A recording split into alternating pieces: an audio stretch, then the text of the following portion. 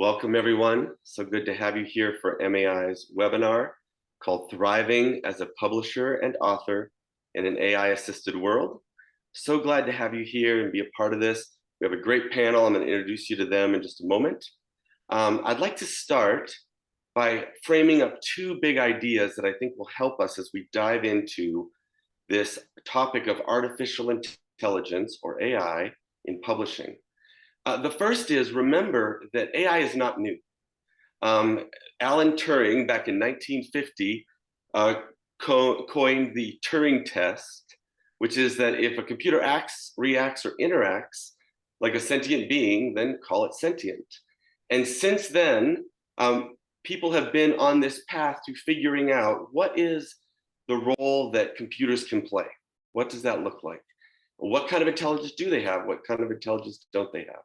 So this is a topic that's been being discussed for a long time. The reason why we haven't realized it or haven't really taken account of it much in everyday parlance is because it's not been something that the normal person's interacted with. It's been mostly developers and technologists and theoretical people. But when all of a sudden, about 6-7 months ago, you were able to type into a box and interact with this artificial intelligence, it became real to many more people. And so that's the reality that we're in today. And I'm putting into the chat an infographic from Visual Capitalist that shows kind of the journey of AI. Real helpful for you to just get a sense for what is this AI thing that we're talking about here? How long has it been around? What has it been doing? The other thing that I want to just highlight for you is that we have to remember that this thing called artificial intelligence is simply a tool that God has put in our hands. I was reading this morning in Psalm 23, the Lord is my shepherd. I have all that I need. And when I remember that God is my shepherd, it puts into perspective all the things going on around me in the world. I hope it encourages you that way. The 20th century apologist Francis Schaeffer wrote this quote. He says, as my son Frankie put it, humanism has changed the 23rd Psalm. They began, I am my shepherd. Then sheep are my shepherd. Then everything is my shepherd. Finally, nothing is my shepherd. And some people today would say, well, maybe AI is my shepherd. But we know better. We know that God is on the throne. He's the one that's guiding and directing us. And as we have this discussion, I hope that you'll be encouraged and know that, that there are ways to engage with this technology in a way that honors God and also helps you to thrive in the work that you're doing as an author or publisher. Finally, I love this quote from Richard Blackaby. It says, your optimism for the future is based not on how well you know your challenges, but on how well you know your God. So the question as we begin today, how well do we know our God? How well do we know what his will for us is, what he's doing in our lives, and how we can engage with him? So I'd encourage you just to meditate on that for a moment as we begin here. And I'd like to introduce you to our panel. Really, really excited about the group that's with us today.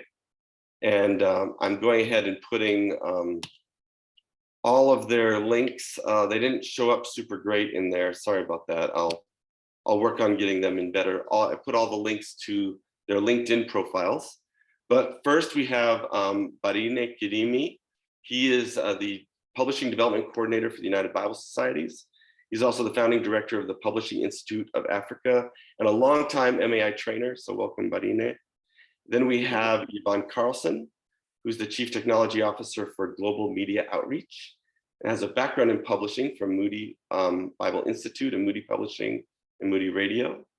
And then we have Micah Voritskol, and I got it pretty well there, Micah. Micah Voritskol is dealing with, not only is he a copywriter and a designer and a technologist, but he's also founded something called Verified Human, which is a really exciting initiative to engage humans with AI and do it in a way that honors the human contribution. So, and my name is John Hurst, and I'm the Chief Innovation Officer at SIL International. And I was on the board of MAI for 8 years. So I've been really involved with MAI for many years, really passionate about MAI's cause. So we're going to go ahead and stop sharing now, and we're going to jump right in. So welcome, guys. Thanks so much for being here. Thank you. Thanks for having us. Thank Right, you. Yvonne, the first question is for you. I'd like to ask you, and then what we'll do is I'm going to ask you first, Yvonne, and then Barine and Micah just jump right in. If you had to describe artificial intelligence in one sentence to a friend that didn't work in the tech space, wasn't really familiar, how would you do it? How would you describe that? So I would say that AI is a field of technology where we teach machines or computers to mimic human intelligence. So it understands behavior, it can learn, it can solve problems, and much like us, it can learn from its experiences. Mm-hmm. Very helpful. That's really interesting. How about Micah or Barine? How would you build on that? I think for me, I look at AI basically as getting computers to do some things, and I'm very particular using the word some because of the limitations. Some things that human beings would generally do. So it's just having a computer do some things that human beings normally do. That's what I possibly would describe AI to somebody who is not knowledgeable about it. Yeah, my definition is not very different from those. I've kind of gravitated toward this definition of AI being systems or machine learning systems that act like humans. So it's just a simple way of kind of understanding it. So that's all I would add to that. Great. Well, I appreciate all three of your perspectives, because with something as big and fuzzy as AI, sometimes it can just seem like this big thing, and you're wondering, well, what really is it, right? And so having that framed up that way is really, really helpful. Thank you. And just remember, everyone, that you can be writing questions in the chat even now, and we'll be getting to those in a little bit. So as you're hearing things, if you're wondering about them, please write your questions in the chat. So the next question is going to go to you, Barine, first, but we'll go to everyone as we answer it. And I want to kind of start with a dramatic example.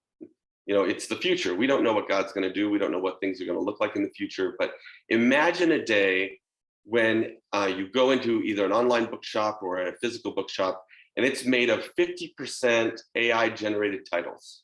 So 50% of everything in the store is generated by AI instead of a human in some way or another, or maybe assisted by. We can think through the difference there. What are the opportunities and challenges that this poses, really, for the reader, the author, the publisher? Kind of what is the situation that you would imagine that would create, and what are some of the dynamics that would create, Barine?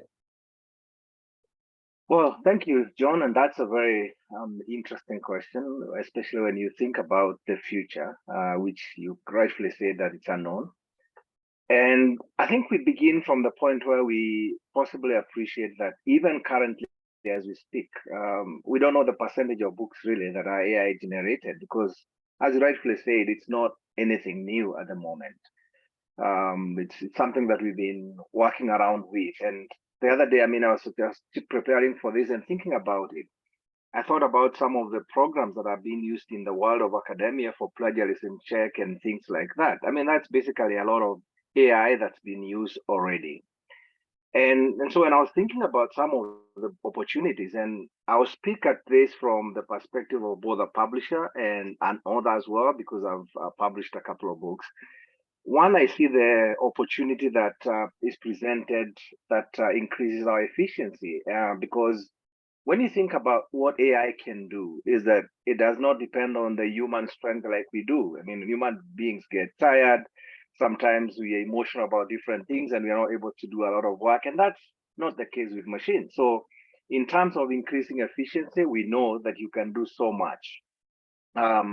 We also know, and especially if you are dealing with, there's need to generate lots of content for engagement with your readers, whether it's websites and stuff like that. We also know that people want to read with things that connect with them. So when it comes to personalizing content, AI can be very efficient and very effective. As far as that, you can tailor content that will meet readers' preferences and their needs. And And so that's something that I appreciate as a publisher, as an author. I also think about the ability for computer systems to be more accurate. So in terms of enhancing accuracy, I find that as something that I consider to be a positive as far as this is concerned. And I mean, I can go on and talk about expanded coverage and talk about many other things that AI can do. But then I must also look at the other side of it. And one of the biggest challenges I possibly see for both readers and publishers is the lack of creativity. That you find so much content that is generic in many ways. And that's possibly may not be something that will encourage people to read more, because you read one book and just feels like something else that you read somewhere else. And because it's, I mean, AI depends on algorithms, and so they are guided in a particular way in terms of how they develop content, unlike human beings who will think out of the context they are in and possibly experiences they have had. You certainly know that we also have a challenge, or you know, you could call it a threat in terms of both ethical and legal concerns. You cannot run away from that as far as AI-generated content is concerned, because sometimes it could produce biased information depending on again how the system is developed. Issues to do with quality control also as concerns that are there for me both as a publisher and as an author. And I can talk about other things. Of course, you talk about people are more concerned about jobs, you know, going away, especially people who are in the writing space. So those are concerns that you find with people. But I think overall, what I'm trying to say is there are both advantages, benefits that come with AI, and there are challenges that we have to deal with. But I personally think that it's a very possible and a very good thing. I mean, AI is helping significantly. My own personal feeling is that there are some genres of books that possibly going into the future will be significantly threatened, and more so the how-to, the self-help books, because AI cannot replace the human experience books, you know, books that brings in people's experiences and interactions that you possibly will not be able to generate with AI, at least not as far as I know for a moment. So I see that as an opportunity for people to focus on books that connect with people's lives and like life experiences. And I see that as a big opportunity moving forward. Thank you. What other thoughts do you guys have?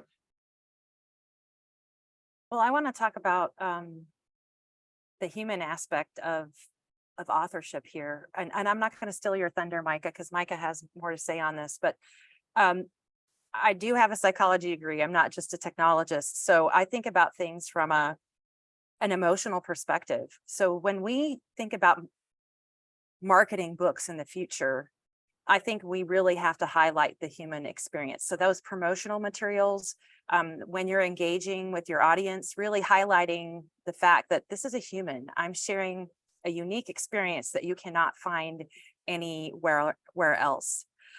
On the flip side, I also tend to think a lot about the legal and privacy matters here. So I think that as we move into the future and we're seeing generative or content that's generated using tools, you're going to want to make sure that you have the right attorney and legal advice available to you, because as you use these tools, it will be introducing into your writing content from other people, which Barine already said, you know, it's pulling in from a model, it's data that's been trained. So you'll just want to think through, you know, even your contracts to protect for that. Be talking to your legal team, talking to other authors about how they're handling the legal and intellectual property issues, because we want to make sure that your work is protected and that your contract is protecting your unique human creation. That's right. And even we saw this week, Sarah Silverman sued Meta and OpenAI around these copyright issues because all her books were brought into these models, and she felt that was a infringement on her copyright. So we're going to see a lot of that activity. Well, what do you think, Micah? What's the impact of huge amounts of AI content in the market? Yeah, I think it's a really good question, and I don't think that the question is framed too dramatically. The idea of walking into a bookshop and being 50% AI titles, I don't think that's a stretch of the imagination at all. One of the big questions is how are human writers going to adapt to this change in paradigm? This is not a small shift in culture. This is not a small shift in publishing. It's not a small shift in the world. This is a massive global crisis. And the huge challenge is that a very few people, writers and publishers who are up to speed with technology, have the potential to eclipse the majority of the market very quickly. So, because everything is automated now, it isn't one writer writing one book at a time the way it used to be and getting a publishing or distribution deal. It's one person being able to write a book in a week using AI technology to help them fill in blanks, and they're just shaping it up. So imagine a writer publishing 50 books a year, right? And then going in and using AI to create lots of additional content, like e-content, taking their books and mashing them up into smaller parts that are essayed out for clickbait. You can now say, one tech-savvy writer can say, I want to write a book. I want to push the content out on virtually every channel that I have. I want to make a ton of money in pay-per-click affiliate marketing. And it's not necessarily about the content anymore. It's about the volume and the speed at which you can get your content to market. And your book doesn't even have to be good anymore. It just has to have a catchy title. It just has to be enough to get someone to click on it and read it for 1 minute.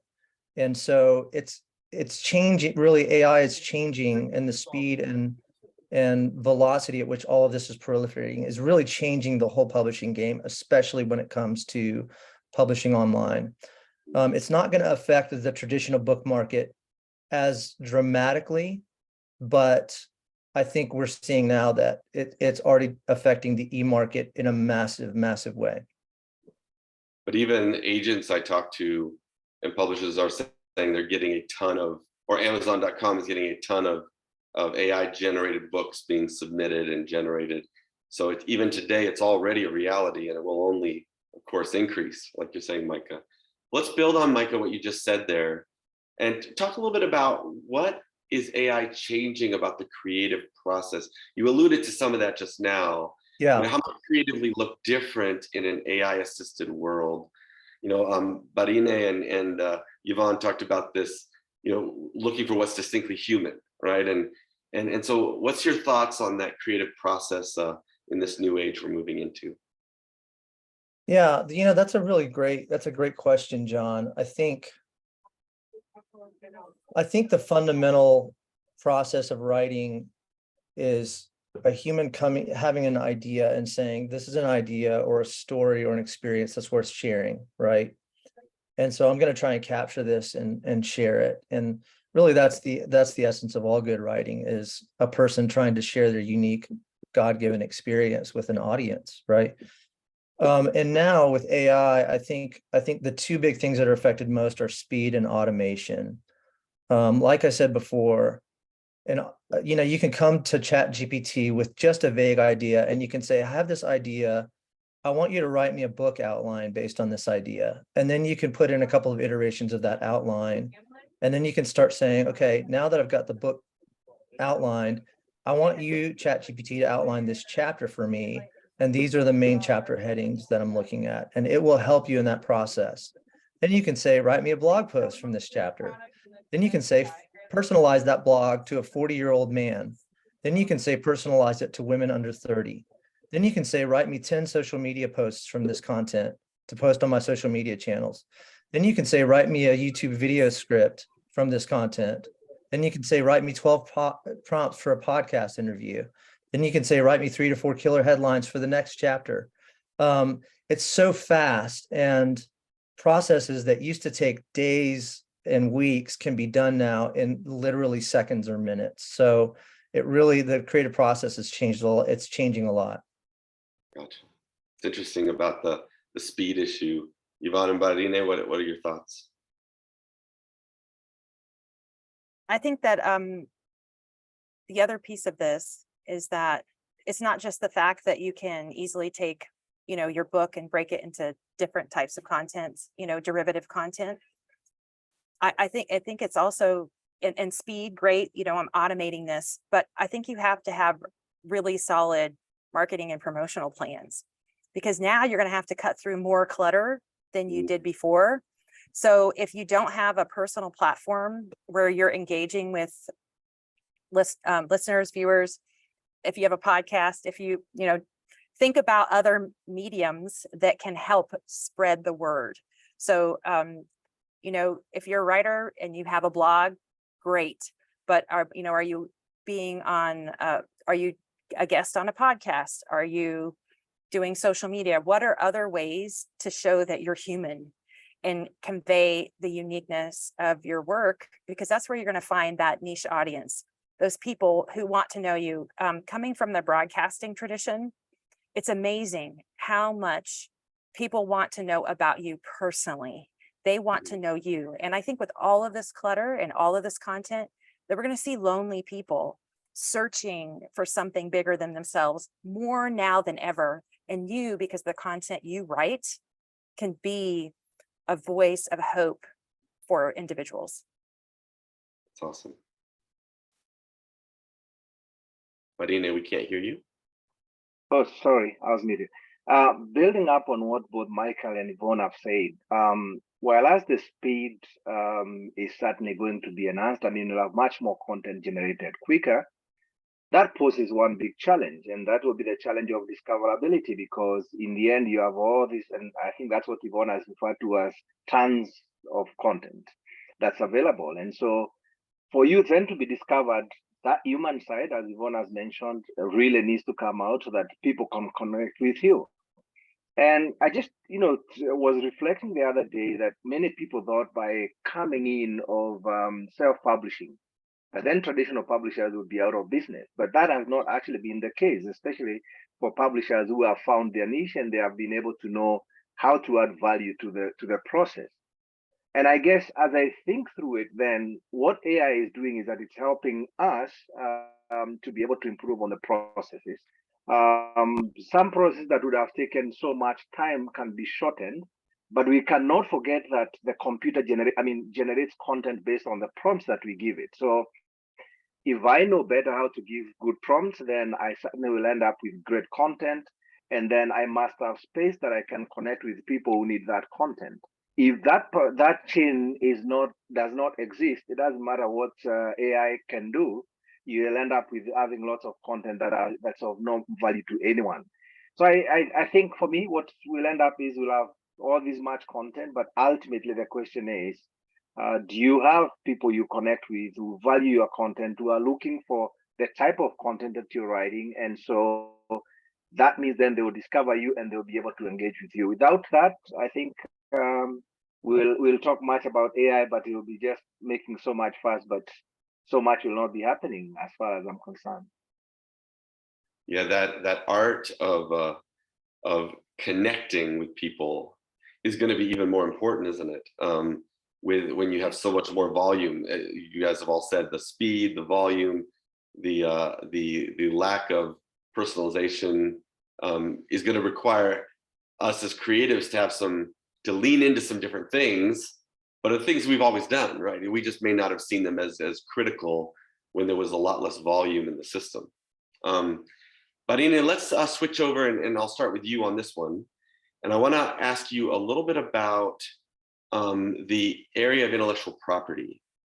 How is AI impacting IP? We talked about it a little bit earlier. We mentioned it. Just the ability for authors and publishers to earn money for their work, to be able to support themselves, to be able to fund their publishing houses, et cetera. What do you see as some of the dynamics that are going to happen related to that? I think there are so many angles to this, and the fact that I'm not from the legal background means I'm limited in what I can be able to say. But I certainly have a few thoughts to reflect on. One, just like you said, that we have authors, we have editors who make money out of the craft. The people who end up making good money are people who are good at their craft, and people get to know you because either they got a recommendation from someone else that worked with you. And so that word of mouth is what eventually makes you get some money, because someone can be able to account for the work that you did. And so I don't necessarily see that those are going to be affected in the short and mid-term, because people who are looking for great content want good content creators. And good content creators is not just somebody who can generate some prompts and get some stuff out of it. People who look for good content and they are willing to pay for it know what they are looking for, and they can quickly and easily talk about what this is not all about. I mean, I'll give you a very interesting example. In January this year, I attended the Digital Book World. And what they did is that they actually created a competition, and the competition was simple. They took all the session descriptions, they generated one of the session descriptions using AI, and they asked the participants to vote which of the session descriptions was not human generated. And it was very interesting, engaging in that way. And ultimately, the conclusion was there is something very human that is different when you start now engaging. So people who are looking for great content know what they are looking for, and they know how to find it.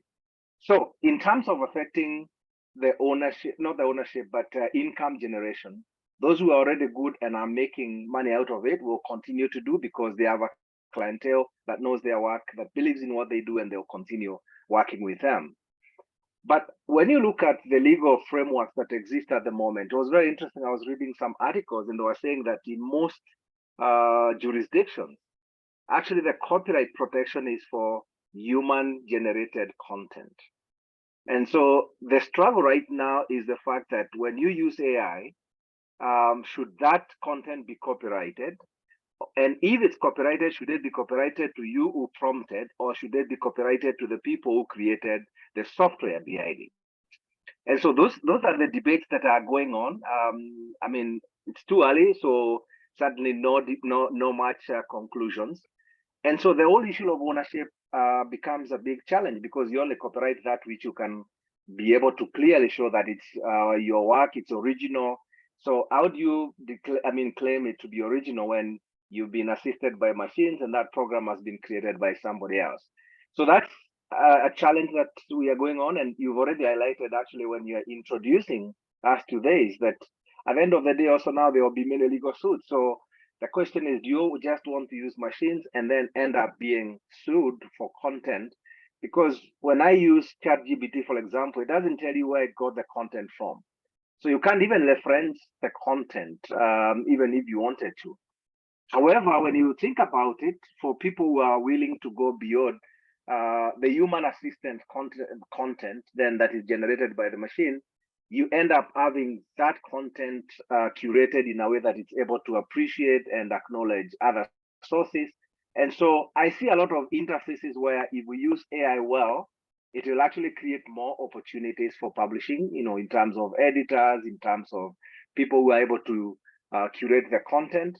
But for people who are lazy and all they just want to do is get something from the computers, then they have an easy way, but I don't think that's going to take them anywhere. Those are my thoughts. Yeah. Yvonne, I know you've done a lot of thinking on the legal side, and you read all those terms and conditions and know those things well. What's your thought on this whole copyright and intellectual property issue? Yeah, I mean, I think about security 24/7, leading a technology organization. So I would say, any tool that you use, yes, read the terms and conditions. And I think Barine's admission to, attribution is really important, because that will keep you out of any hot water. Note that a lot of these tools will allow you to affect what content is being considered or what data is being considered when generating the content. So you can tell the tool like ChatGPT, don't use this, don't use that. So if you know there are particular bodies of content that you want to steer clear from, you can do so with these tools. And I always tell people, compare notes with other users. So these are new tools. They are not perfect, and they behave in different ways. They have glitches. So talk to people who are also using the tool. What was your experience with it? the content it generated, did you have any concerns? Because here's the thing you need to know. There's this thing called AI hallucinations. Yes, this is a real thing. AI hallucinates. It takes data and it extrapolates and makes things up. So the proof checking, or the fact checking, is going to be really, really important. So even though we can save time and save money by using these tools, the human aspect, your own two eyes can't get around that. Yeah, and one of the ways we describe that in this industry is called ground truth, right? You can set the ground truth for an AI tool and say, AI tool, I want you to use these sources. And you can actually train models on certain sources. Like we're doing that in supporting Bible translators around the world, giving them access to data from certain sources to help them with the Bible translation work. And so there's ways that then, of course, you can attribute, because you know the sources that the AI model utilized. So there's some things you can do there for sure. And Micah? Yeah, I'd like to touch on something that Barine said that I think is important. The idea here is that it is difficult to copyright this AI generated work because it's novel content. So you don't have with chatbots like GPT-4, you don't have the machine plagiarizing per se. It's actually writing novel content. So it's not copying any one person, it's copying every person in a way. So the US Copyright Office recently released sort of a treatise on how they were going to handle AI generated work. And they basically kind of just threw their hands up in the air and said, we're not going to touch it. If we can't verify that it's a human author, then it's not copyrightable. And that's a pretty big step. It's disappointing on the one hand, because it's like, oh, if the US Copyright Office doesn't know what to do, then what are normal people supposed to do? What are publishers supposed to do? But it is a big problem when you have these chatbots and they're generating content that is novel, and it's virtually indistinguishable. So I know Yvonne was talking about hallucinations and the idea that right now it's still possible. I wouldn't say it's easy, but it's possible to tell the difference between human writing and AI writing. But that gap is closing very quickly in the same way that it has closed in visual arts. Jeremy Cowart, who's the world expert on human portrait photography, recently sent out an email that said he could no longer tell the difference between AI generated photographs and real human portraits. This is the world leading Christian, by the way, expert on human portrait photography. And if Jeremy Cowart can't tell the difference between an AI photograph and a real person, then who can tell? And with GPT-5 coming out in 2024, they are going for something that is called general intelligence, AGI, artificial general intelligence, which is closing the gap on all these hallucinations and false positives. And I think AI in writing is going to become harder and harder to distinguish. I think it's going to become impossible to distinguish. And then the question becomes, what are we left with? If you bring me two pieces of copy and you say a human wrote this and AI wrote this, and no human being can tell the difference between the two, what are you left with to distinguish between AI and human content? And that's one of the things that we're trying to get to the bottom of. So it's a big problem, and it's not insurmountable, but it's big. And it's part of the challenge that we as authors and publishers and creatives are going to have to wrestle with in these coming years, with, of course, with God's help and guidance. And that kind of goes into the next question, Micah, that I'll start with for you, is what do you think about writing that is most uniquely human? The thing that maybe what is it about writing that an AI assistant might do that wouldn't impact a writer's core contribution? And maybe mention, as you start us off here, a little bit what you're doing with the Human Verified kind of program and what that looks like, and how you're wrestling with that right now. Yeah, so what Verified Human is trying to do is we were trying to ask this question of how would you, in a world where you can't tell the difference between AI work and human created work, what are the solutions to this? And we've alluded to the solutions to this so far that the world has come up with. One is legislative. So let's pass laws and let's use copyrights. But laws don't dictate human behavior, ethics do. We all know that laws are good guides and we need them, but we also know that humans break laws all the time when it suits them. So laws aren't going to be the be-all solution and end-all solution. Copyrights are only good for extant work or existing work. They're not good for novel content. So that falls short. The other solution is technological. So we're going to deep watermark encrypt or copyright or put NFTs on this digital work, or we're going to use AI detection in order to sort of suss out and see if technology can find can tell if this is an AI generated product or whatever.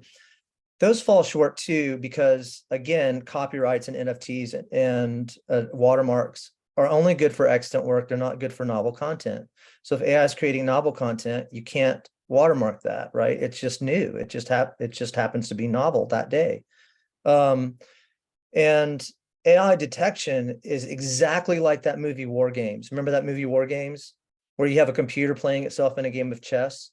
So you've got AI proliferating, and then you've got AI detection proliferating, and they're all using the same language models. So it's an endless game of cat and mouse. So we started asking this question, is there a human solution to this problem?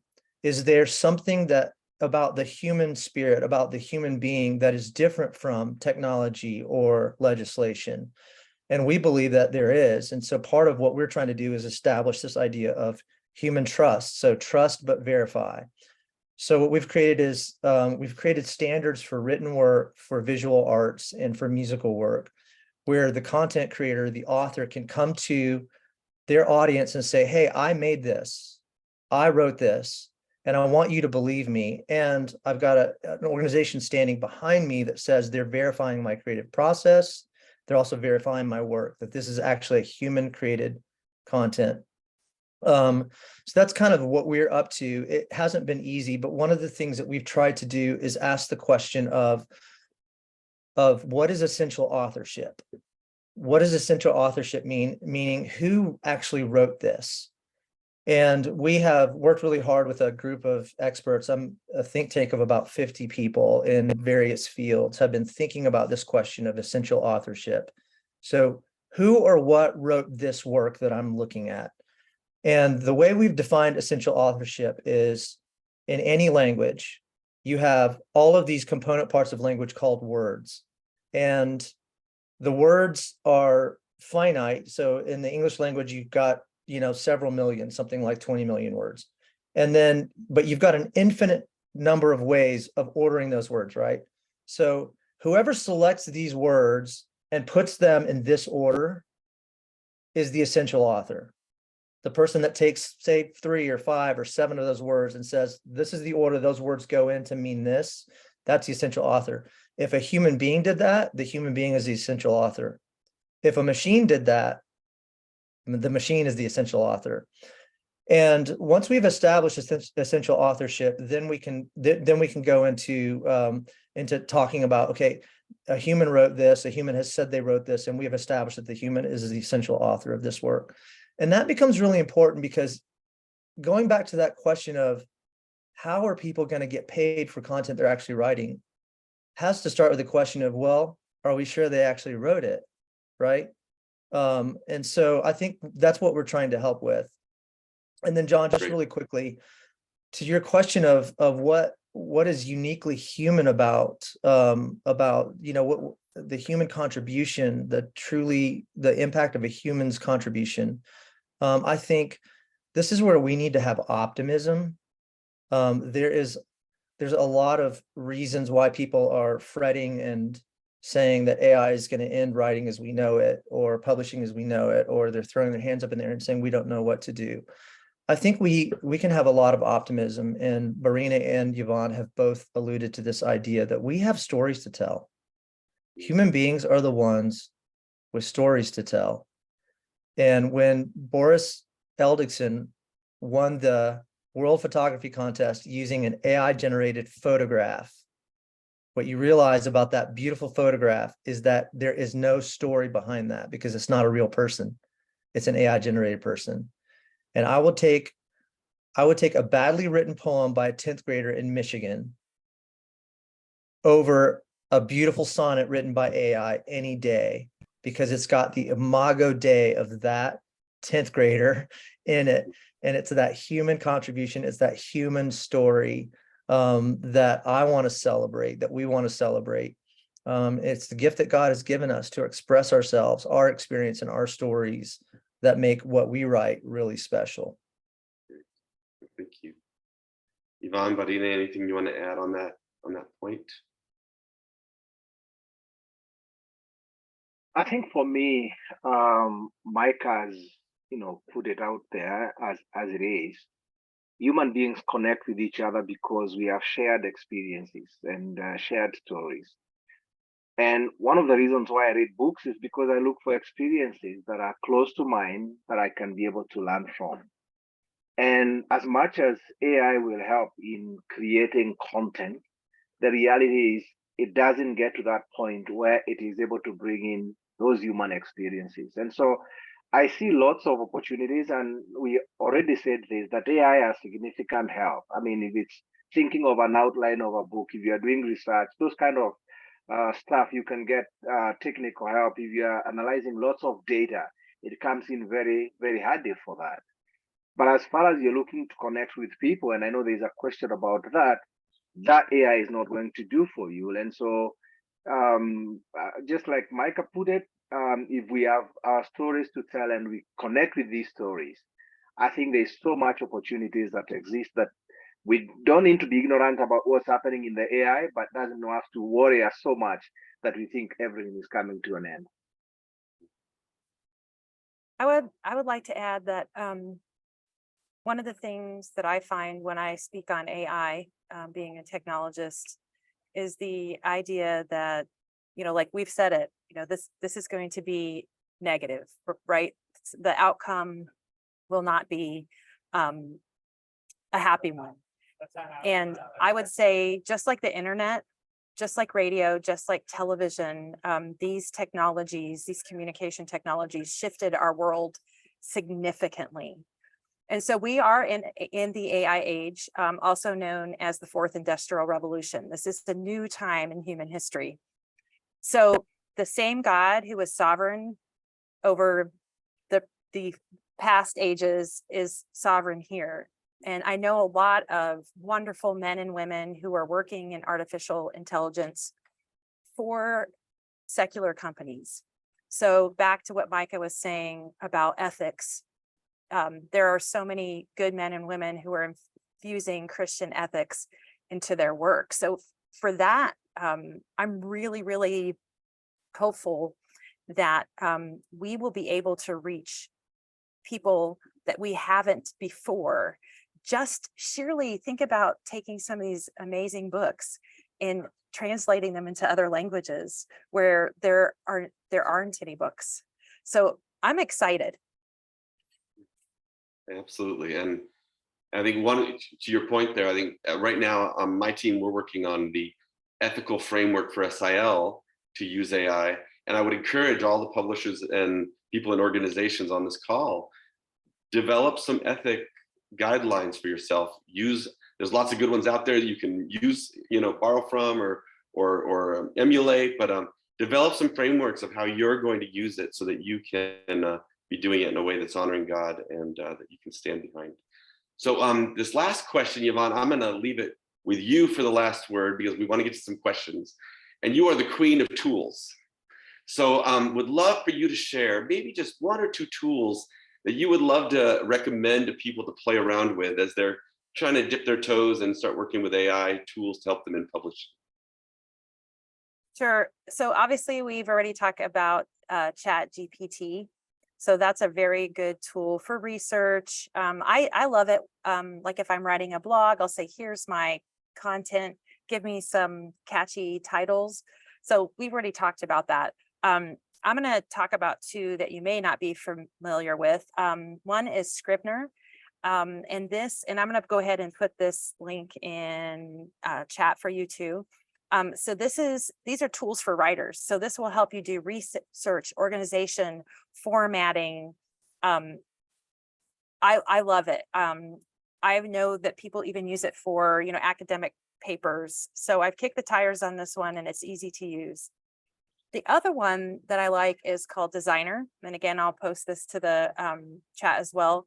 Designer allows you to create ebooks. And right now, for a limited time, you can actually get a lifetime subscription to this ebook generator for $27. The other thing I like about this tool is it takes any sort of input. You can take text from a podcast, and you could do that, by the way, with AI. You can convert audio to text or vice versa. Tools like Speechify are really good to look at. Anyway, I would love for you to choose one and try it. A lot of these tools have free subscriptions, and compare notes with people to see what kind of cost savings and or productivity improvements they're finding. Great. Thank you, Yvonne. Now, those are great tools. Yeah, so go ahead and put those in the chat and people can click on those. Now let's get to a question or two. We've got another 10 minutes or so before we need to do final announcements.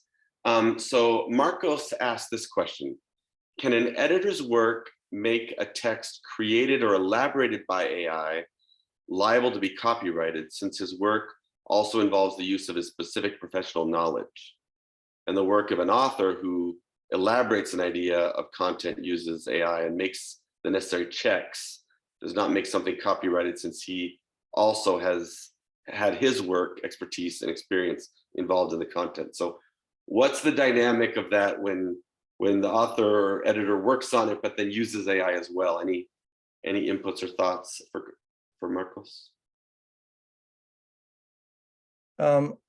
We've thought a little bit about this. We don't have a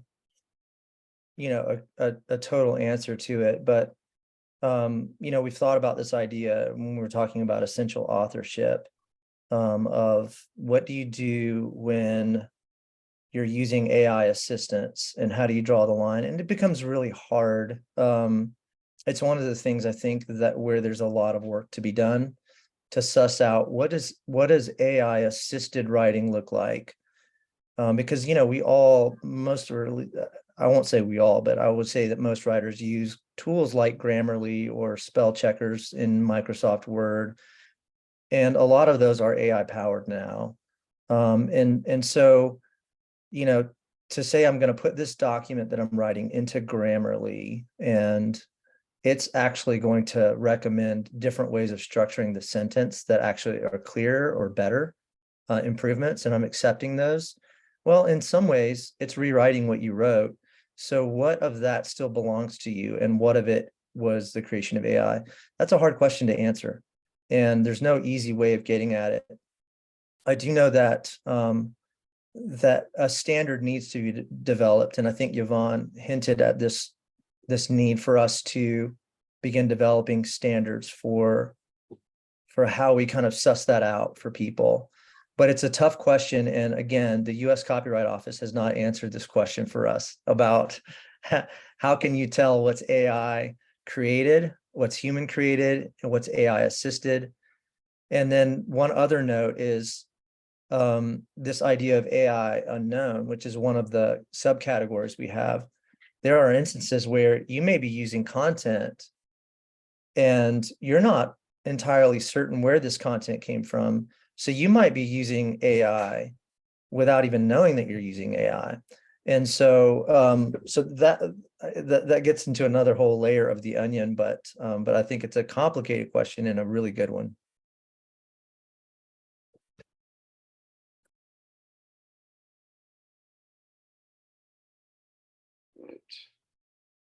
Let's go to another question. This one was directed to you, Barine.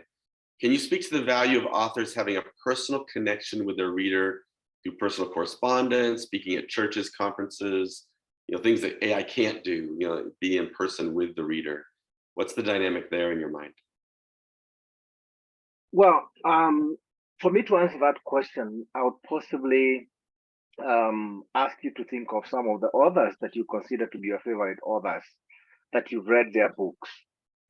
And the more you think about it, is that either a friend recommended a book to you and because they found it useful, and so you bought that book, or you had someone speak in a conference and because of how they spoke, you are convinced that they had something to say or to speak to your life, and so you went ahead and bought that book. And so the reality is, the biggest challenge right now we face, and I'll speak about it from both general publishing and even from as a Bible publisher, is that you realize that the biggest challenge people have is not access anymore. I mean, we've gone beyond where we are saying that people have access. So people have access to books, whether they are audio books, whether they're in print. I mean, the formats notwithstanding, access is not an issue to a majority of the people. But the question is, do they get to engage with the books that they have access to? And the answer is absolutely not. And so if you give people a reason for them to engage with your content, then you are creating avenues for them to be able to reach out to you more. It's quite interesting for me when I, wear my hat as an author. I've seen people who will even write to me and say, I read this book from you. Do you have something else? And so they're interested in whatever else I have to write on that space because of something that they read from me. So creating avenues that will enable you as an author or even as a publisher to connect with your audience is very, very important. And I think the space that we have right now, the opportunity, in my view, for many others, many publishers, which I know most of us are not taking advantage of, is actually how do you get to engage with your audiences? I did mention that I was doing a training last week, and one of the interesting conversations was, how do you even identify who your audiences are so that you know who they are, where they are based, so that you then can create messaging that will connect with them. You will use platforms that engage with them.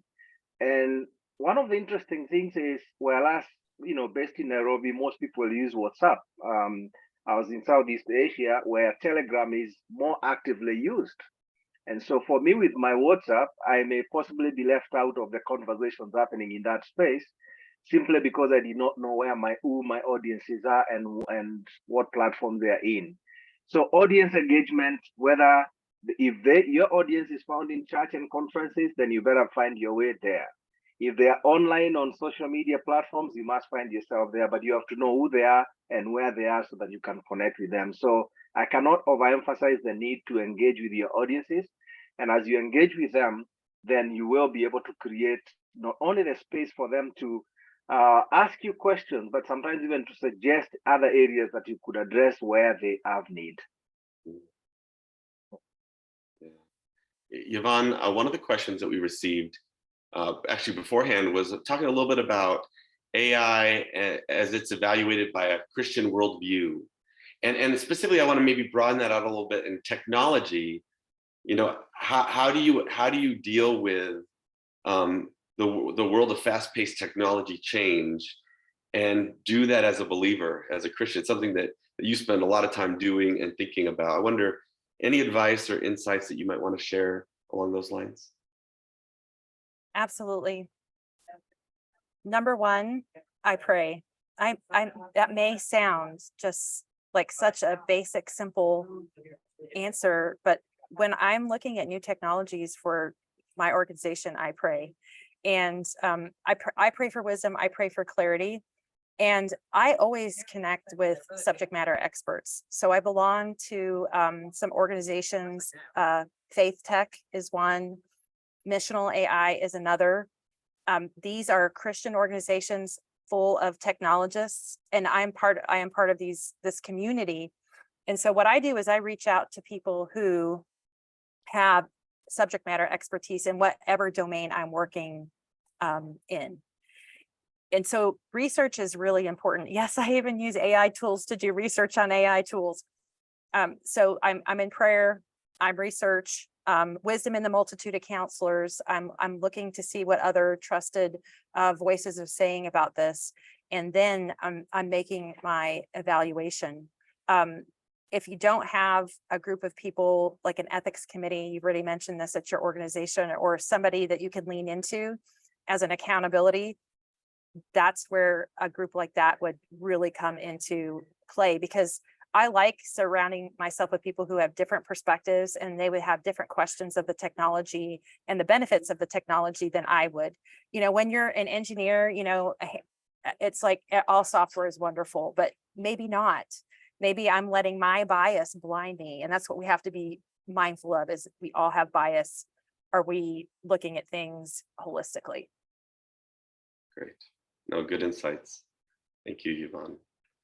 Well, this has been a wonderful conversation. Thank you each for your contributions, and thank you to all the people on the webinar for all the great questions and things you're sharing in the chat, some great links and posts and everything.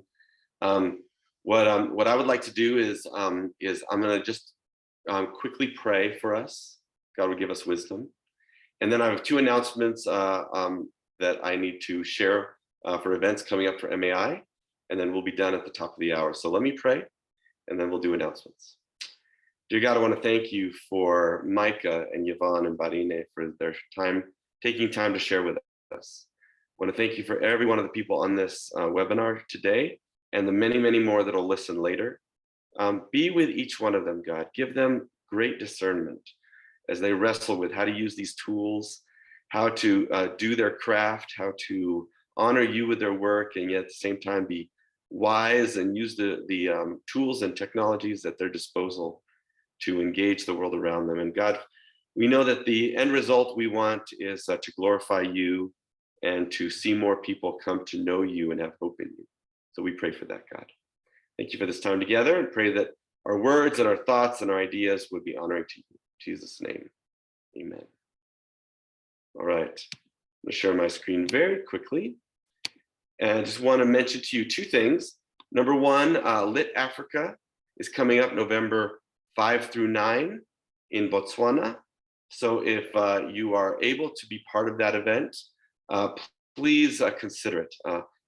MAI's events are amazing opportunities to connect with other authors, publishers, trainers, subject matter experts. I've been to several of the events, and I've just been so blessed. So would really encourage you to register for Lit Africa. And then also Lit World, which is the global event, will be in Puebla, Mexico next year, November 3 through 8. And that is really an amazing event. I have been so encouraged to be there, to speak there, to listen to others there, and would encourage you, if you have any ability, to get there this year. And Puebla is such a cool town.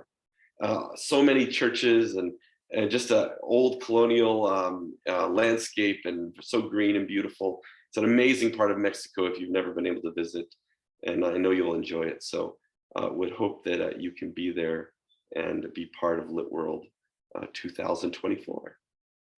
So thank you to all of our panelists. Thank you to Ramon and John and everyone at MAI for allowing us to do this webinar. And we're so glad to be with you all, and have a wonderful rest of your morning, afternoon, or evening. Bye, everyone.